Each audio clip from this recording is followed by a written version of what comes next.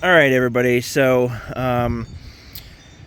I followed one of the recommendations of one of my viewers. He suggested I pull the pickup tube out of the tank versus actually dropping the whole tank, which is what I just did. It's kind of hard to get these plastic nuts off. I just used like vice grips or whatever and just kind of, forced it to twist. It eventually came off though. And immediately I did notice there's one problem. This wire right here is just about to break right at the end right there. So that needs to be soldered. And let me flip this over. The float is good. There's no fuel or anything in there. But look at that filter sock.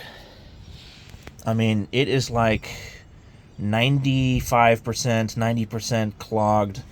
And if you follow the tube right here, this tube stops right where my finger is touching up here.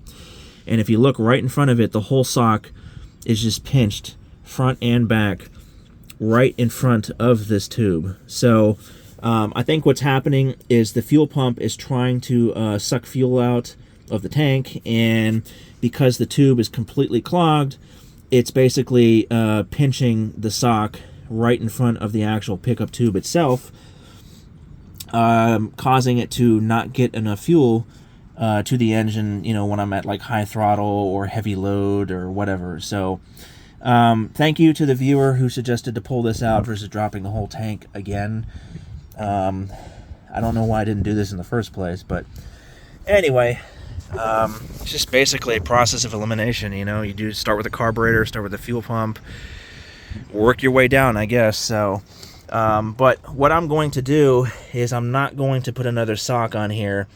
I've read on multiple forums, including the Jeep forums, that you can take the sock off and you can clamp a fuel hose the same length as the sock onto the pickup tube right here. And that way you eliminate any kind of clogging issues like this from happening, or any kind of pinching issues from happening again.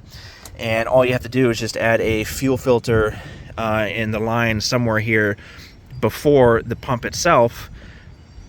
And then after the pump is the regular fuel filter. So that's what I'm going to do. I'm not going to put a sock back on here. I'm just going to put fuel hose on there, call it a day, put it back in, cross my fingers, knock on fake wood that this fixes the problem.